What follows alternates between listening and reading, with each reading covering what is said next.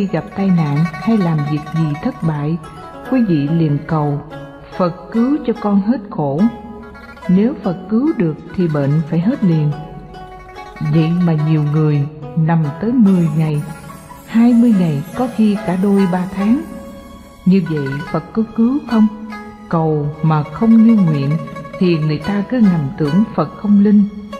Mình tin Phật, cầu xin Phật mà sao không có kết quả? Đó là vì họ không hiểu đạo Phật. Có những người làm ăn, mua bán, gặp lúc thất bại, rồi nợ nần, liền cầu nguyện Phật, Phật cứu cho con làm ăn phát tài, trả nợ cho mau, vân vân. Nếu cầu hoài không được thì nói Phật thương chúng sanh, mà sao mình khổ, mình cầu Phật không cứu. Như vậy nghĩa cứu khổ của Phật đâu còn. Đó là chỗ lầm lẫn của đa số Phật tử hiện nay. Do hiểu lầm nghĩa cứu khổ nên cứ cầu mong Phật cứu mình. Nếu không được như nguyện thì tưởng chừng như lời Phật là lời hứa suông, chứ không phải là lời thật. Vì thế niềm tin nơi Phật bị suy kém đi. Giờ đây chúng ta phải định nghĩa Phật cứu khổ chúng sanh là cứu bằng cách nào. Chúng ta phải nắm cho vững, hiểu cho rõ thì mới biết được ý nghĩa Phật cứu khổ chúng sanh. Thường người ta cứ nghĩ khổ là từ bên ngoài đưa vào, mà không thấy được khổ gốc từ nơi chính mình ra. Bởi vậy khi gặp khổ, Phật tử vội vã cầu Phật cứu, cầu không được liền cho rằng Phật không linh, không sẵn sàng cứu khổ mình. Đó là hiểu sai lầm. Quý vị nhớ người Phật tử khi quy y với Phật thì trước phải giữ 5 giới: không sát sanh, không trộm cướp, không tà dâm, không nói dối, không uống rượu. Giữ giới như vậy để làm gì? Nhiều khi Phật tử cũng không biết tại sao phải giữ giới nữa. Bởi giới luật của Phật là hàng rào ngăn chặn không cho chúng ta rơi xuống hố tội lỗi. Vì rơi xuống hố tội lỗi là đau khổ. Như vậy giới luật giữ cho ta không rơi vào chỗ đau khổ. Người phạm giới sát sanh như giết người thì khổ hay vui? Dĩ nhiên là khổ. Phật tử dầu có giận mấy, nhưng nghĩ tới muốn hại, muốn giết người thì phạm giới cấm của Phật nên không dám giết. Giận cũng đáng chịu phải không? Nhờ không giết người nên không bị tù tội, không bị oán thù. Tù tội, oán thù, hai việc đó khổ hay vui? Hai nỗi khổ lớn. Nhờ giữ giới nên dù giận cách mấy, chúng ta cũng chặn được những nỗi khổ lớn lao. Không giết người thì mình không bị tù tội, không bị người ta giết hoặc đánh đập lại. Như vậy giới ngừa đón quả khổ trước khi mình tạo tội. Giữ một giới thì hết khổ một phần. Nếu giữ thêm giới không trộm cướp thì không bị bắt bớ tù tội. Đó là tránh được một nỗi khổ. Giữ giới không tà dâm thì bớt được nỗi khổ gia đình ly tán. Nếu gia đình chồng hoặc vợ ngoại tình với kẻ khác thì gia đình đó vui hay khổ? Khổ. Người chồng hoặc người vợ đau khổ và con cái cũng đau khổ nữa. Như vậy giữ giới không tà dâm thì vợ chồng hòa thuận, con cái vui tươi. Đó là tránh được khổ rồi. Không nói dối gạt người thì không bị người chê trách khinh bỉ mình. Ngược lại, nếu dối gạt người thì sẽ bị người chê trách khinh bỉ. Khi bị người chê trách khinh bỉ, mình có vui không? Mình khổ. Bây giờ mình tránh không lừa dối ai nên không bị chê trách giận hờn thì mình khỏi khổ. Không uống rượu say, không hút á phiện, không xì ke ma túy có khổ không? Không khổ. Nếu ở gia đình có một ông chồng cứ say lê mê, ra đường thì ngã nghiêng, về nhà thì ụ mửa, quý vị có khổ không? Rất khổ. Nếu người chồng là Phật tử tỉnh táo, sáng suốt, không say sưa thì vợ không khổ, mà bản thân người chồng cũng được vui.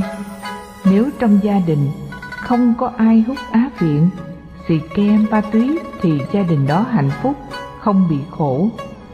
Như vậy Phật dạy giữ 5 giới có phải là chặn đứng gốc đau khổ cho chúng ta không?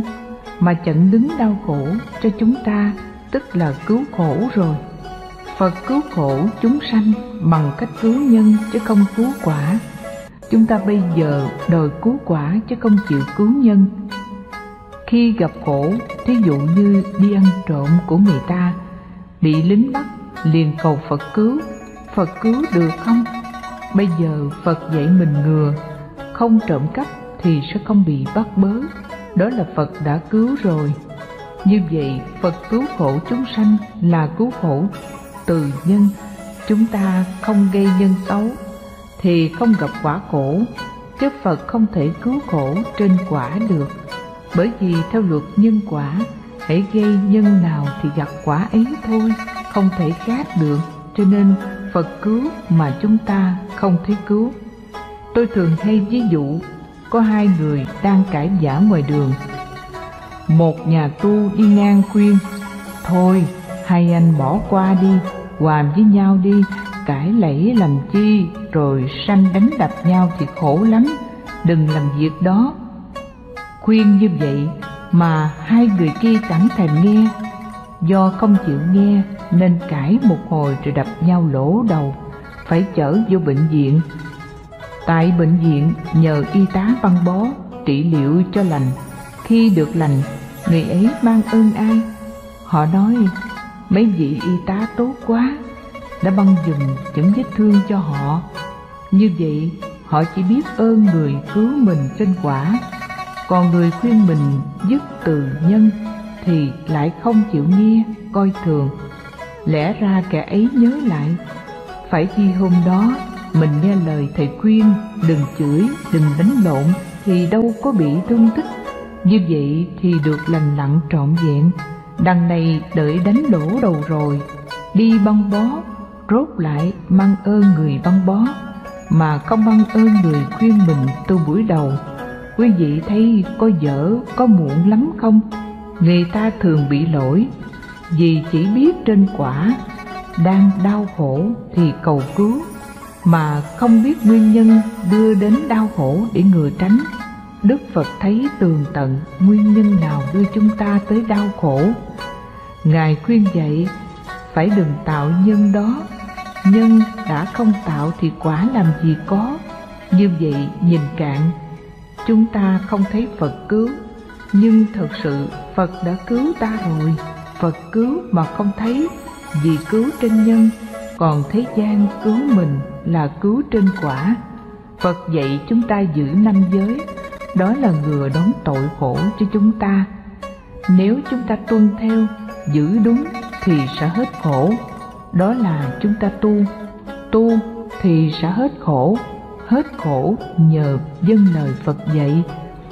Tuân theo, hành theo nên chúng ta hết khổ, gọi đó là Phật cứu khổ. Như vậy ý nghĩa cứu khổ trong nhà Phật rất rõ ràng. Còn hàng xuất gia thì rất nhiều giới, nhưng tôi chỉ nói giới phổ thông, gần gũi nhất là giới sa di. Sa di có 10 giới, bởi vì người tu phải giữ 10 giới đầu là giới gốc. 1. Không sát sanh. 2. Không trộm cướp. 3. Không dâm dục. 4. Không nói dối. 5. Không uống rượu, không dùng các chất say như xì ke, ma túy, vân vân. 6. Không ca hát. 7. Không đeo tràng hoa, không xông ướt các chất thơm. 8. Không nằm ngồi giường to lớn. 9. Không được ăn phi thời. 10. Không giữ tiền bạc, châu báu, vân vân. Những điều đó nghe qua quý vị thấy có gì quan trọng mà Phật bắt phải giữ như vậy? Thí dụ như lâu lâu thân thể hôi hám, có ai cho xà bông thơm hay dầu thơm, mình thoa một chút cho đỡ hôi, có tội gì đâu, có hại ai đâu, mà Phật cũng cấm nữa. Chúng ta nhớ, Phật dạy người xuất gia tu để giải thoát sanh tử, mà muốn giải thoát sanh tử thì phải dứt hết những tâm ô nhiễm dục lạc của thế gian. Nếu xoa dầu thơm, nghe mình hơi thơm thì liền khởi niệm thích, đó chính là niệm dẫn tới ái dục của thế gian. Người khác nghe mùi Họ nghĩ rằng vị tu sĩ đó còn thích trang sức cho đẹp, chứng tỏ là tu chưa kỹ, nên họ chọc ghẹo. Từ đó mà dẫn tới nhiều chuyện không tốt. Như vậy, Phật ngừa đón, không cho mình làm những điều đó, bởi vì làm điều đó là tuột xuống, không còn đi trên đường giải thoát nữa. Tuy nó nhỏ, không làm khổ cho ai, nhưng nó là nhân tế nhị, dẫn chúng ta đến gần các thứ dục lạc của thế gian, nên người tu phải tránh đi. Như Phật dạy không được xem hát hay nghe nhạc vân vân. Chúng ta thấy xem hát nghe nhạc đâu có làm tổn thương ai, sao Phật không cho? Bởi người xuất gia thì luôn giữ tâm trong sạch an định.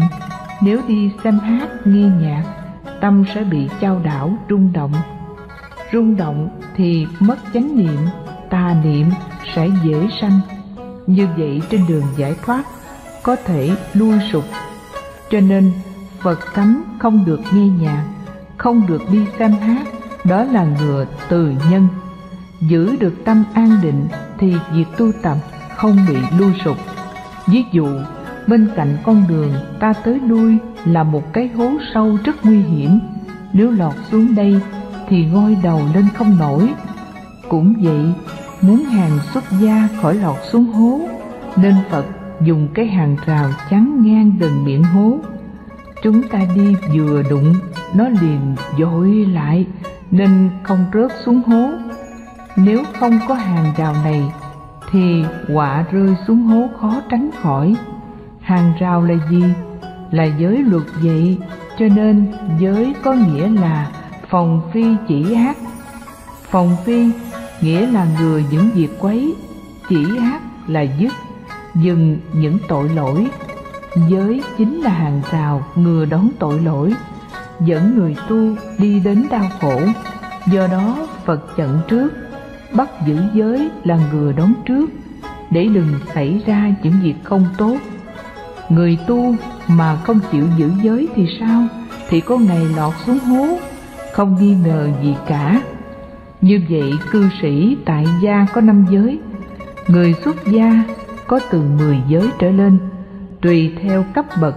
Cho nên biết giới là phương tiện ngừa đón cho chúng ta không bị khổ. Nếu ai biết giữ giới luật thì người đó hết khổ. Ngược lại, kẻ không chịu giữ giới thì phải chịu đau khổ.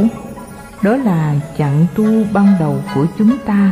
Nếu chặng ban đầu không thực hiện được thì chặng thứ hai, thứ ba chúng ta khó thực hiện được. Thí dụ, Phật dạy chúng ta đừng tham, phải bớt tham. Nhưng Phật tử ham làm ăn nên cứ dây vốn làm ăn mãi, không chịu dừng. Đến hồi lỗ vốn, chừng đó kêu Phật cứu kịp không? Thôi thì mình có bao nhiêu ăn bấy nhiêu, đừng tham nhiều. Đừng tham thì đâu có lỗ, không lỗ thì đâu phải thiếu nợ. Chờ đến khi lỗ vốn, thiếu nợ rồi mới kêu Phật cứu làm sao được? Đó là những điều Phật tử chúng ta không thấy, không hiểu nên phải chịu khổ. Như Phật dạy đừng nóng giận, vì nóng giận là con rắn độc. Nhưng Phật tử vẫn cứ nóng giận, ai nói gì trái ý liền nổi nóng, la lối, có khi chửi đánh nữa. Mà la lối chửi đánh nhau thì khổ thôi, chứ vui sao được. Với người láng giềng mà la lối chửi mắng ôm sòm thì mai mốt gặp mặt nhau có khổ không? Phật gọi đây là oán tắng hội khổ. Thù oán gặp nhau là khổ. Nếu đi ra đi vô, gặp mặt hoài thì cả ngày khổ hoài, phải không? Còn nếu mình không nóng giận, đánh đập, chửi bới nhau thì gặp nhau vui cười, đó là không khổ. Như vậy tất cả nỗi khổ đều do chúng ta tạo. Nếu mình biết tu, nó sẽ chuyển, sẽ hết. Không biết tu, nó còn hoài. Tôi nhắc lại câu chuyện trong kinh. Một hôm, Đức Phật hỏi các thầy tỳ kheo: này các tỳ kheo, nếu ở trong thất của các ông ngủ có 3 con rắn độc, các ông có ngủ yên không?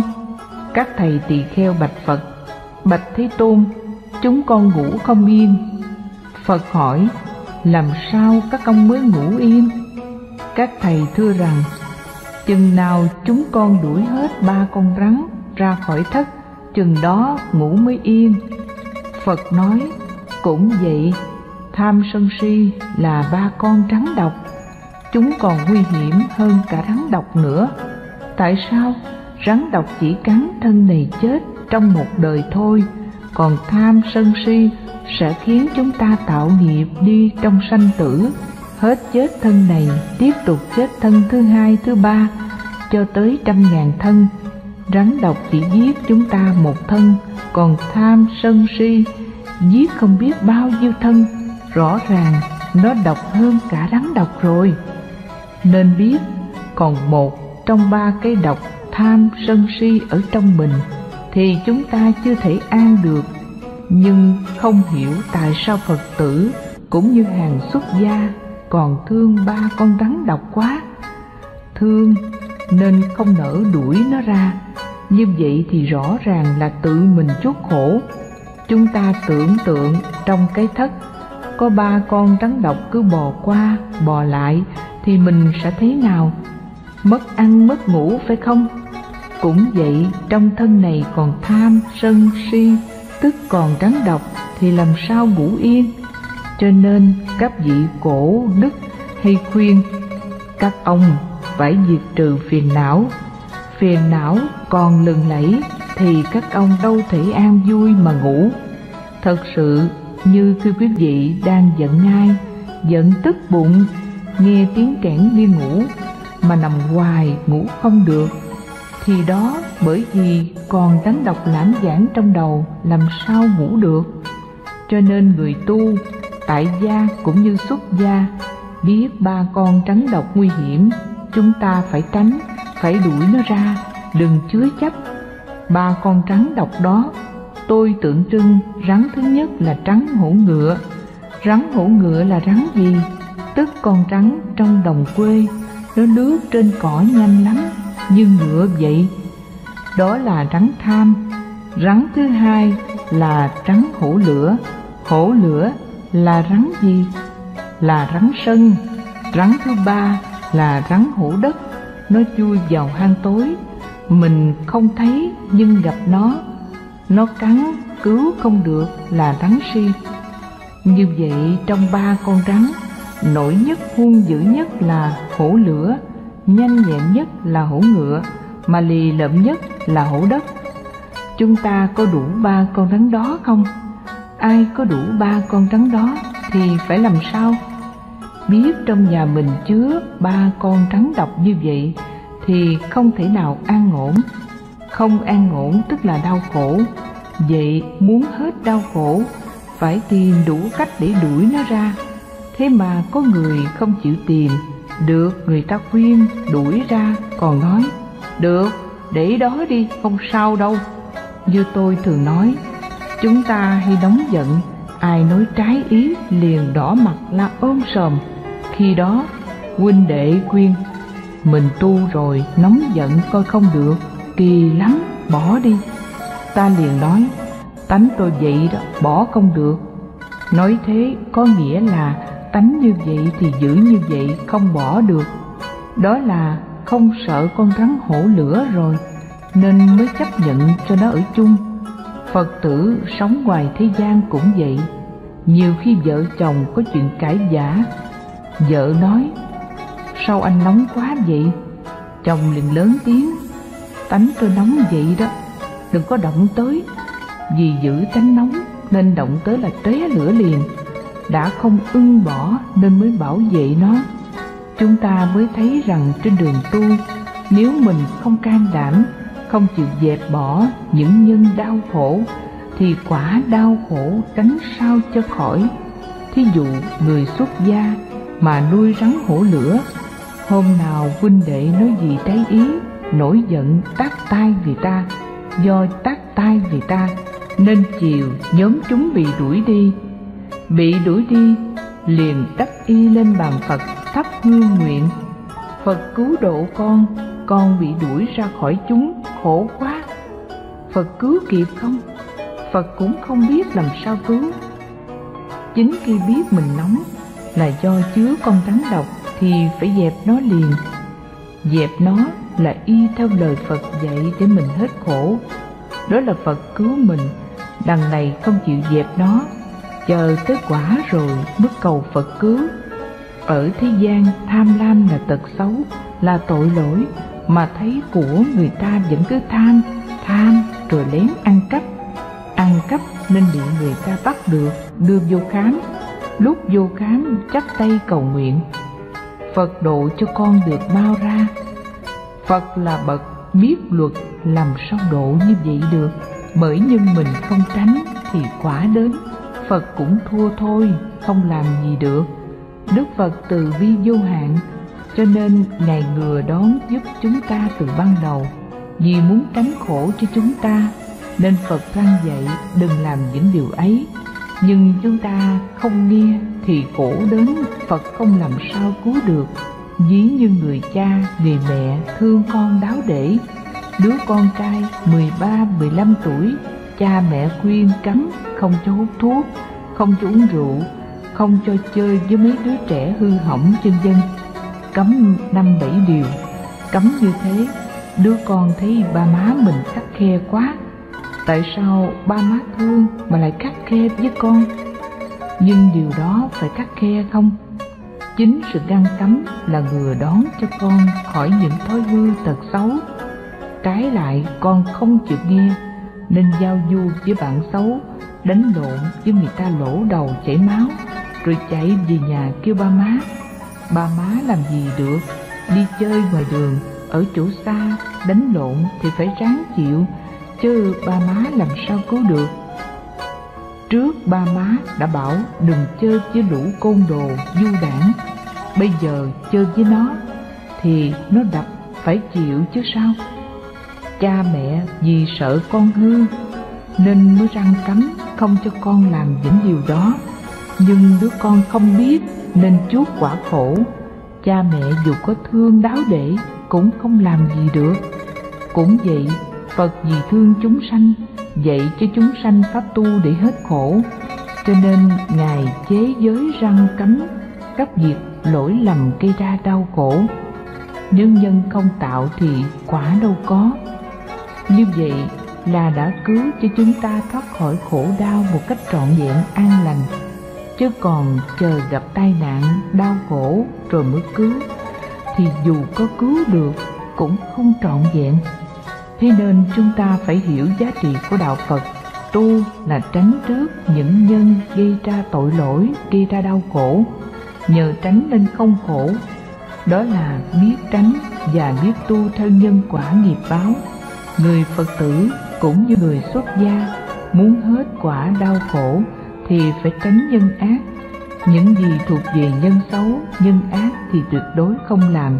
Ví dụ như có người thấy gia đình kia có một đứa con cưng quý, thấy rồi liền sanh tâm đố kỵ, sao mình không được cưng quý như người đó.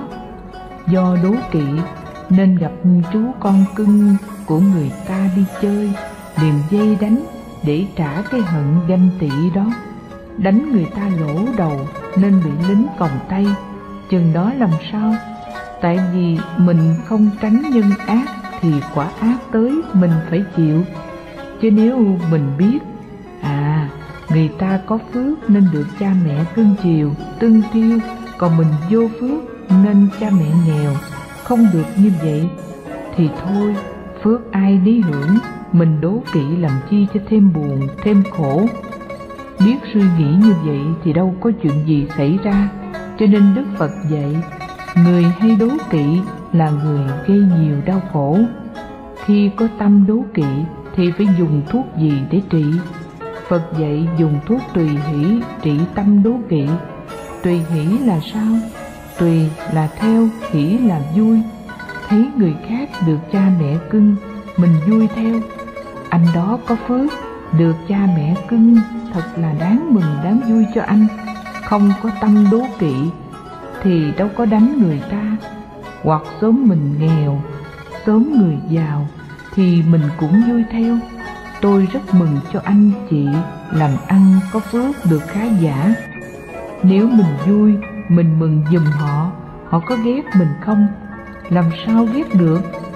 Đằng này thấy người ta làm ăn phát đạt giàu, còn mình nghèo, nên gặp nhau không thèm nói tới tên, không thèm chào người ta, từ đó trở thành thù địch, rồi dẫn tới ghét nhau. Mai kia lỡ có chuyện cần chút ít tiền gấp, chạy qua mượn họ không cho, chừng đó có phải khổ không? Vì vậy mà Phật dạy phải tùy hỷ, thấy ai được tốt, được vui, mình đều mừng vui theo họ. Họ được, coi như mình được thì không khổ. Còn nếu người thấy ai hơn mình cúi đầu ngó xuống, không bằng lòng, người đó sẽ khổ. Như mình mặc bộ đồ hơi sơ sài, thấy người ta mặc bộ đồ đẹp hơn thì cúi gằm mặt xuống. Mình đi chiếc xe đạp, còn người ta lái xe máy cũng gằm mặt xuống, vân vân. Như vậy từ sáng tới chiều, mình cứ cúi mặt không dám nhìn ai hết, khổ chưa? Còn nếu vui theo người ta thì cả ngày mình vui hoài, sướng không? Như vậy khổ từ đâu mà có? Từ tâm đố kỵ có. Nhiều khi anh em ruột mà người anh làm ăn phát tài, người em làm ăn trật lên trật xuống nghèo khổ, thì anh em cũng hết thân nhau.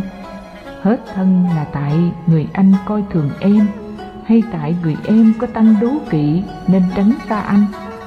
Tâm đố kỵ làm cho người ta đau khổ, làm gì vậy? Chúng ta biết tu rồi thì nên có tâm tùy hỷ với mọi người chung quanh.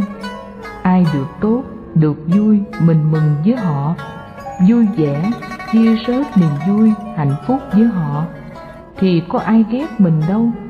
Như vậy chúng ta sẽ hết khổ, tâm của mình càng mở rộng, càng vui vẻ. Ngược lại, càng hạn hẹp chừng nào thì càng đau khổ chừng ấy. Cho nên tu là phải biết mở rộng lòng mình, đừng khép kín, đừng ích kỷ, đừng đố kỵ, đừng xấu xa, thì chúng ta sẽ hết khổ. Đó là nói tránh những điều ác, kế đến còn làm thêm việc lành nữa.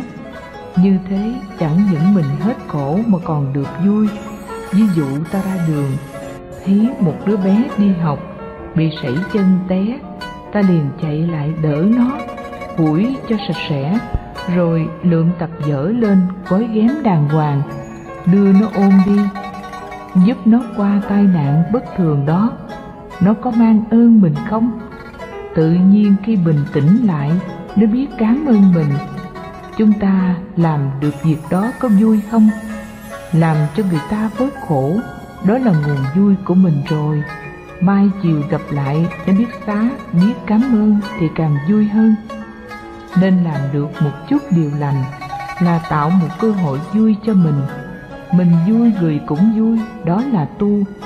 Trên đường tu, chúng ta phải hiểu thấu đáo tường tận ý nghĩa đó. Đừng nghĩ rằng miễn được phần mình thì thôi, còn ai khổ mặc họ. Phải nghĩ rằng tất cả đau khổ của người chính là đau khổ của mình. Giúp cho người là giúp cho mình. Nhớ nghĩ như vậy, chúng ta sẽ vui hoài. Đi đâu làm gì chúng ta cũng vui. Ngược lại, chúng ta khó làm được các điều vui. Trong lá phái quy y của quý Phật tử có 4 câu kệ của Phật ca viết: chư ác mạt tác, chúng thiện phụng hành, tự tịnh trì ý, thị chư Phật giáo. Dịch: không làm các điều ác, dân làm các điều lành, giữ tâm ý trong sạch, là lời chư Phật dạy. Không làm các điều ác là giữ giới luật, ngăn ngừa không tạo các tội lỗi. Dân làm các điều lành là sống với tâm đạo đức. Việc lành lớn, việc lành nhỏ nào mình cũng sẵn sàng làm, sẵn sàng giúp người, đó là tu. Chứ còn tu mà cứ nghĩ đi chùa tụng kinh lạy Phật đủ rồi, ai khổ mặc họ, thì chưa phải thật tu. Chúng ta sống trong lòng xã hội, nên mỗi cái xấu, mỗi cái dở của xã hội đều liên hệ, ảnh hưởng tới mình. Cho nên người khổ thì mình cũng khổ. người vui mình cũng vui, vì vậy mà chia sớt nhau cho bớt khổ để được vui. Đó là chúng ta tu trong thực tế. Đừng nghĩ chỉ có cúng Phật, tụng kinh mới là tu. Hiểu như vậy là hẹp hòi, chưa thông suốt. Thêm một việc nữa, có nhiều Phật tử biết làm lành lánh dữ mà cứ gặp tai họa liên miên. Người ấy tự nghĩ cả đời mình làm lành, mà sao nay cứ tai họa này, mai tai họa kia. Nghĩ như vậy nên thối tâm hết muốn tu, bởi thấy tu cũng không đi tới đâu, khổ cũng vẫn khổ, vậy thì tu làm chi? Tôi thường nói, nếu quý Phật tử chưa bao giờ bị người đó làm phiền, thì khi gặp mặt họ, ta có giận không? Chắc chắn là không. Còn nếu người đó từng làm phiền mình, thì khi gặp mặt họ, ta thấy dễ thương hay dễ ghét? Thấy dễ ghét ngay. Như vậy, do có sự oán hờn, nên khi gặp lại chúng ta bực bội không vui, có khi còn muốn làm cho họ đau khổ nữa. Đó là tôi thí dụ. Như vậy chúng ta nghĩ rằng mình chưa từng làm xấu, chưa từng hại người đó, mà tại sao họ lại hại mình? Sự thật hiện tại mình chưa từng làm gì xấu với họ, nhưng biết đâu những năm về trước hay những đời trước mình đã từng làm khổ họ. Bây giờ gặp lại, tự nhiên họ có ác cảm với mình ngay. Đó là vì chúng ta đã gieo nhân từ trước. Rồi cũng có những người chưa từng là bà con thân quyến gì của mình, chưa từng là bạn thân của mình, mà tại sao thấy mặt họ ta thương liền? Vậy tâm dễ thương dễ ghét đối với mọi người, đó là do đâu?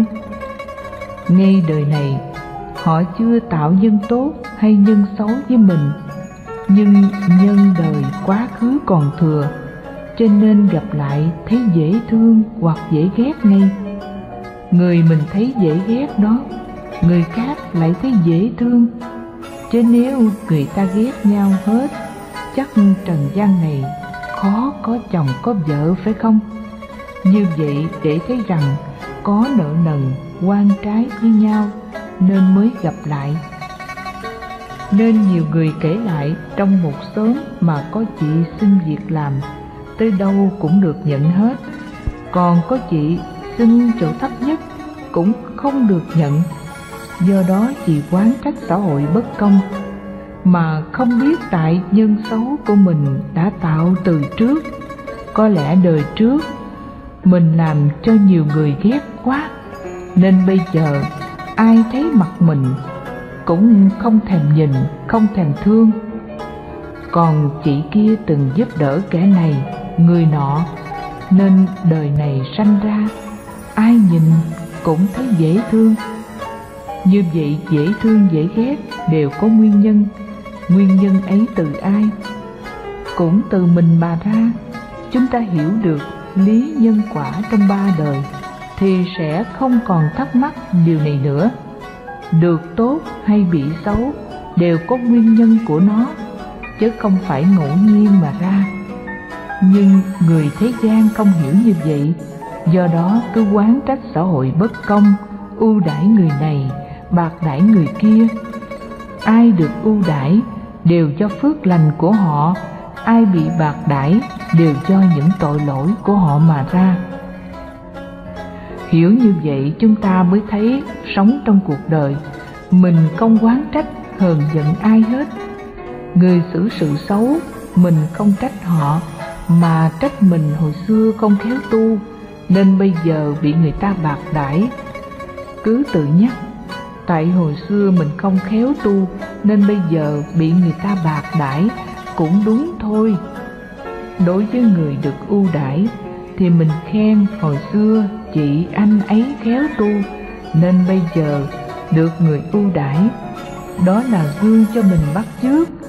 Nhờ nghĩ như vậy nên không ghét người được ưu đãi, cũng không buồn vì mình bị bạc đãi. Như vậy là người biết tu. Chẳng những giới cư sĩ mà giới xuất gia cũng vậy. Có người ở trong chúng ai cũng thương, có người ai cũng ghét. Cứ mỗi khi người ta ghét, nói nặng nói nhẹ mình, thì mình tự nhủ cũng phải thôi, tại hồi xưa mình không khéo tu, như vậy sẽ không giận, không phiền ai hết. Thấy người tu được thương, mình mừng theo và bắt chước, ráng tu để về sau sẽ được như vậy. Tu là không có tâm oán hờn, không có tâm đố kỵ. Nếu không khéo, chúng ta cũng giống như người đời thôi. Ở trong chúng thấy ai được thầy thương, huynh đệ rủ nhau ghét cay ghét đắng người ta, đó là tâm đố kỵ, rồi nói xấu, kiếm cách này cách kia hại người ta. Như vậy thì thật là tệ, không xứng đáng với tư cách một người xuất gia chút nào cả. Do biết rõ được lý nghiệp báo, nhân quả trong ba đời, chúng ta mới không hờn giận, không oán trách. Còn không biết thì chúng ta dễ hờn giận oán trách. Như vậy là chướng trên đường tu. Đức Phật nói pháp tứ đế: một là khổ đế, hai là tập đế, ba là diệt đế, bốn là đạo đế. Khổ đế là cái khổ của kiếp người, sanh già bệnh chết vân vân là khổ. Các thứ khổ này tự nhiên hay có nguyên nhân? Có nguyên nhân. Nguyên nhân là tập đế. Nhiều thứ hợp lại thành nguyên nhân đau khổ. Biết nguyên nhân đau khổ rồi, chúng ta phải làm sao? Phải tiêu diệt nó, cho nên gọi là diệt đế. Diệt đế là tiêu diệt hết nguyên nhân đau khổ. Nếu diệt hết nguyên nhân đau khổ thì quả đau khổ chấm dứt. Muốn diệt hết khổ thì phải dùng phương pháp để tiêu diệt, đó là đạo đế. Như vậy, khổ tập là nhân và quả của đau khổ, diệt đạo là nhân và quả của niết bàn giải thoát. Nếu dùng đạo đế tiêu diệt hết nguyên nhân tập đế thì chúng ta sẽ hết khổ. Hết khổ là niết bàn, cho nên gọi là diệt đế. Diệt đế là diệt hết nguyên nhân đau khổ, nên được an vui. Như vậy, kinh điển Phật dạy chúng ta tu phải lấy nhân quả làm nền tảng. Cái khổ nào cũng có nguyên nhân. Biết nguyên nhân rồi phải tiêu diệt nguyên nhân thì khổ mới hết. Phật tử chúng ta thường hiểu lầm, do chúng ta có gây tạo nhân tham lam, nóng giận nên bị người ta trả lại những nỗi đau khổ. Lúc đó mình cứ trách ta khổ là do người khác làm ra, mà không nghĩ vì nhân tham lam, nóng giận của mình mà chuốc khổ về sau. Như vậy tu là phải diệt nhân tham lam, diệt nhân nóng giận thì khổ mới không còn. Ba thứ tham lam, nóng giận, si mê không còn thì hết khổ ngay. Sở dĩ chúng ta còn khổ là vì ba thứ đó còn. Như vậy, muốn hết khổ phải diệt tập nhân gây ra đau khổ. Diệt hết tập nhân đau khổ thì được an lạc. Nhưng diệt không có nghĩa là nói suông, mà phải có phương pháp. Phương pháp đó gọi là đạo đế. Tôi thường hay nói đạo Phật là thực tế, là cụ thể, chứ không phải huyền bí xa xôi. Nhưng Phật tử chúng ta bây giờ biến đạo Phật trở thành huyền bí hết. Tại sao? Như quý Phật tử biết mình còn nóng giận, còn tham lam là còn đau khổ. Như vậy đau khổ là bệnh. Bệnh đó phát nguồn từ sự nóng giận tham lam. Như từ vi trùng sanh ra các bệnh khổ. Biết được vi trùng gây bệnh rồi thì phải kiếm thuốc trị vi trùng. Thuốc trị vi trùng là đạo đế. Tiêu diệt được vi trùng làm cho mình khổ thì quả khổ mới hết. Ví dụ người bị bệnh rét, bác sĩ xem thấy bệnh này thuộc về vi trùng nào, tìm được vi trùng sanh ra bệnh rét này rồi mới cho toa thuốc. Bệnh nhân theo toa thuốc ấy mua thuốc về uống thì vi trùng sẽ chết, bệnh được hết. Nhưng có người tới bác sĩ chẩn mạch lại không chịu xem bệnh, không chịu xin toa thuốc, mà cứ chắp tay thưa bác sĩ, cho tôi lành bệnh. Lúc đó bác sĩ nói sao? Chắc bác sĩ cũng chắp tay vái lại, tôi xin bái. Đức Phật từng nói, Ngài là vua thầy thuốc. Chúng sanh có bao nhiêu thứ bệnh thì Phật có bao nhiêu thứ thuốc. Chúng sanh có 8 muôn 4 ngàn phiền não thì Đức Phật có 8 muôn 4 ngàn pháp môn để trị. Thuốc nào trị bệnh đó? Bây giờ chúng ta tới Phật, không xin thuốc mà cứ chắp tay xin Phật cho con khỏe, cho con vui, cho con hạnh phúc, vân vân. Thì Phật phải làm sao đây? Chắc Phật cũng lắc đầu thôi. Phật chỉ có khả năng biết bệnh, cho thuốc, còn phần lấy thuốc về uống là của chúng ta. Đó là hạng người thứ nhất. Hạng người thứ hai chịu chẩn bệnh lấy toa, nhưng đem toa về đọc hoài. Đọc tới đọc lui đến thuộc lòng mà bệnh vẫn không hết. Kẻ này tới kiện thầy thuốc, sao tôi đọc toa hoài mà không hết bệnh? Bác sĩ sẽ nói sao? Tôi cũng bó tay luôn. Quý Phật tử thấy mình cứ giống như vậy không? Phật dạy kinh để chúng ta biết phương pháp tu. Bây giờ mình không chịu tu mà cứ đọc kinh cho Phật nghe hoài. Đọc một thời gian rồi nói, sao tu mấy năm mà không hết phiền não, kinh thuộc lòng mà phiền não không hết. Đó là tại sao? Tại vì chúng ta giống hệt người được toa thuốc mừng quá. Có toa thuốc hay, cái đêm khoe người này người kia, tôi có toa thuốc hay, rồi đọc thuộc lòng, như vậy hết bệnh sao được? Trên đường tu chúng ta phải thật tu, chứ không phải chỉ tu mà bằng hình thức bên ngoài. Như kinh Bát Nhã, đa số quý vị thuộc lòng câu đầu là quán tự tại Bồ Tát hành thâm Bát Nhã Ba La Mật đa thời, chiếu kiến ngũ uẩn giai không, độ nhất thiết khổ ách. Nghĩa là Bồ Tát quán tự tại khi hành sâu trí tuệ Bát Nhã, Ngài soi thấy năm uẩn đều không, liền qua hết tất cả khổ nạn. Quý vị đọc từ trước đến giờ được mấy trăm lần rồi mà có qua hết khổ nạn chưa? Như vậy là đọc toa thuốc chứ không phải uống thuốc. Cho nên Phật nói lời vàng lời ngọc, lời đúng sự thật, mà mình chỉ biết đọc lời đó chứ không chịu ứng dụng tu, nên không có hiệu quả, rồi đổ thừa tu Phật không có kết quả. Lỗi ấy tại ai? Trong kinh Đức Phật dạy về trí tuệ Bát Nhã có chia làm 3 phần: văn tự Bát Nhã, quán chiếu Bát Nhã và thật tướng Bát Nhã. Ngài Thái Hư ở Trung Hoa ví văn tự Bát Nhã như con thuyền, quán chiếu Bát Nhã như chèo, dầm hay mấy đuôi tôm, thật tướng Bát Nhã như bờ bên kia. Người muốn qua sông, đến bến đò, có đò đậu sẵn, thuyền đậu sẵn. Những kẻ ấy bước xuống thuyền cứ ngồi đó hoài, không chịu chèo bơi, không chịu quay máy, thì chừng nào qua tới bờ bên kia, chắc tới thuyền một qua rồi chìm luôn, chứ qua bờ không được. Chúng ta học văn tự Bát Nhã là học lời kinh Phật dạy. Kế đến mình phải soi, phải xem xét, tức là quán chiếu. Quán chiếu là soi sáng lại nơi thân tâm mình do ngũ uẩn, gồm sắc uẩn là đất, nước, gió, lửa, tụ hợp lại thành thân, rồi thọ uẩn, tưởng uẩn, hành uẩn, thức uẩn, đó là tâm. Thân tâm này là tướng duyên hợp. Xem cho thấu đáo, chỉ thấy nó là một giả tướng tạm bợ, chứ không có thật. Thấy rõ ràng như vậy, nhất định khổ ích nào cũng qua hết. Thân đã không thật thì ai chửi có thật đâu mà nói tai nạn.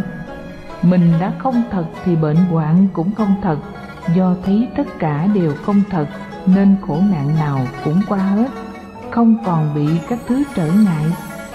Từ không bị trở ngại, chúng ta mới đến được bờ bên kia.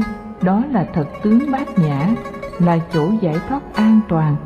Như vậy người tu phải đủ 3 chặng: văn tự, quán chiếu, rồi mới tới thật tướng.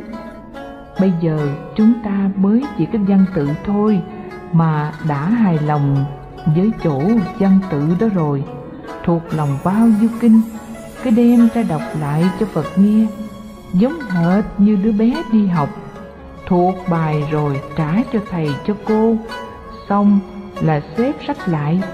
Như vậy làm sao chúng ta hết khổ, làm sao chúng ta qua được bờ bên kia?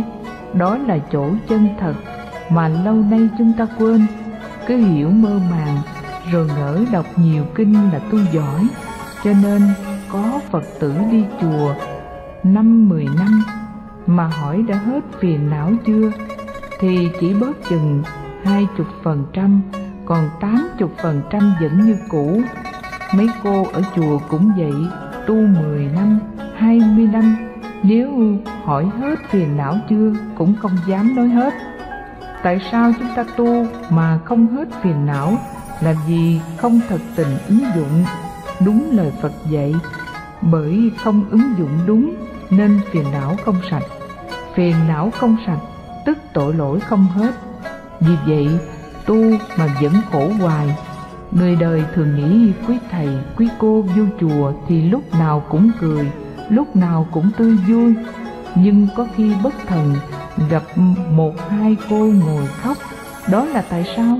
Tại vì còn phiền não nên chạm tới liền buồn, buồn mới khóc. Tu mà không hết khổ là vì tu chưa đúng, chưa đến nơi.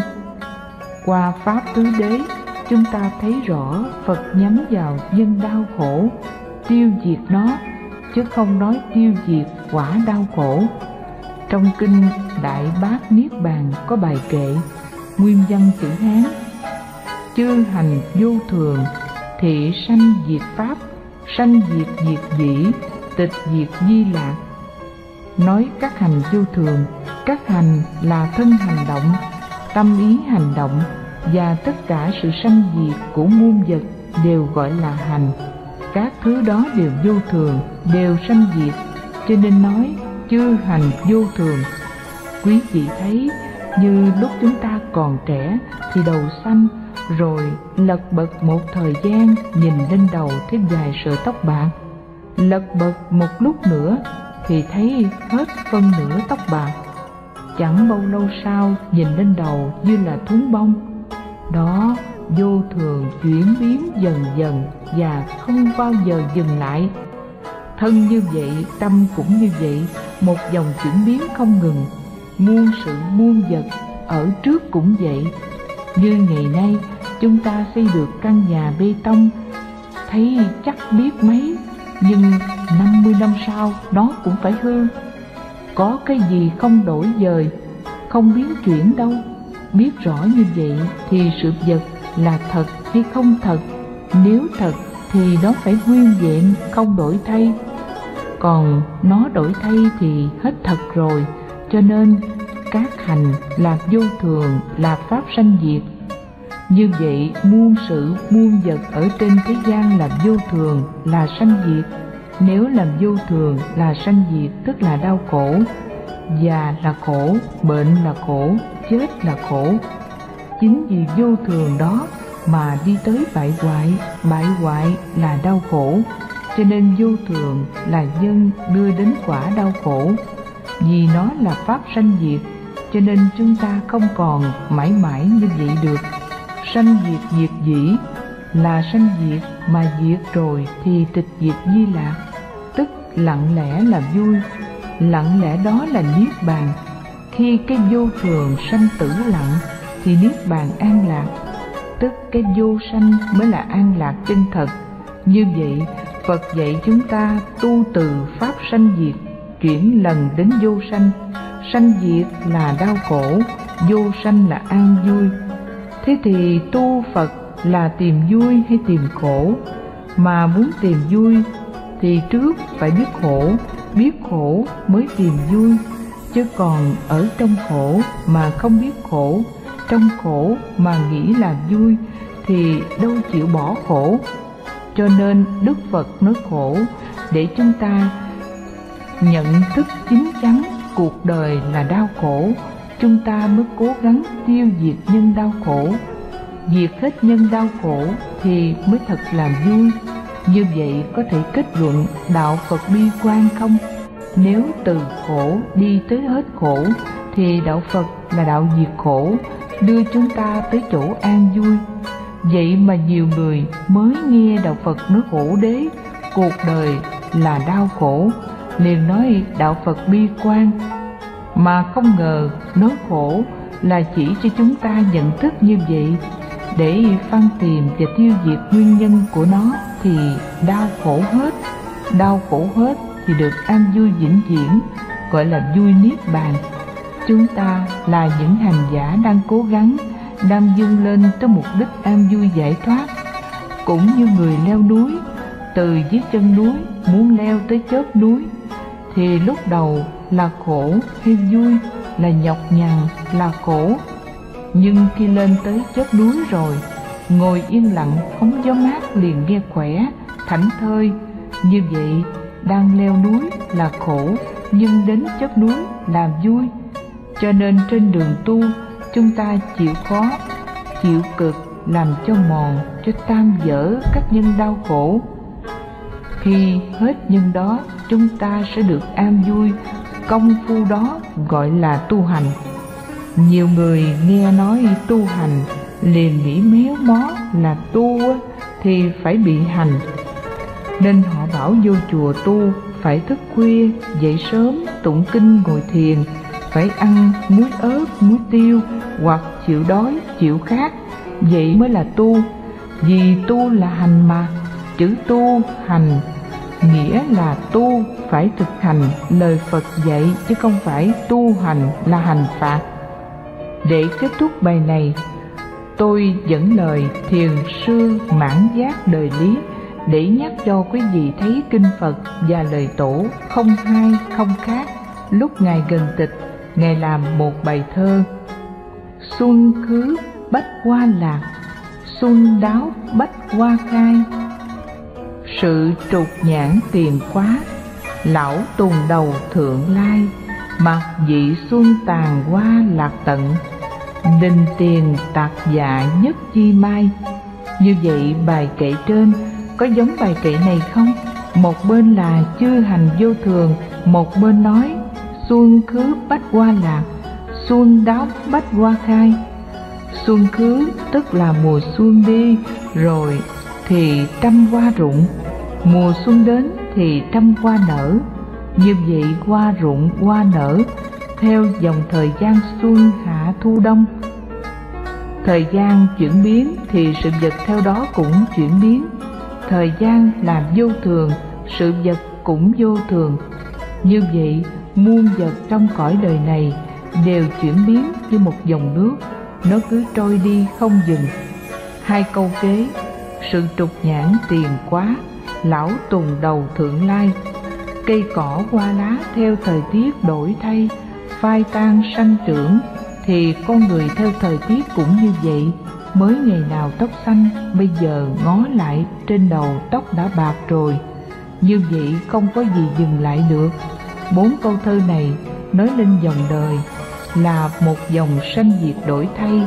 Con người cũng theo đó mà thay đổi không dừng.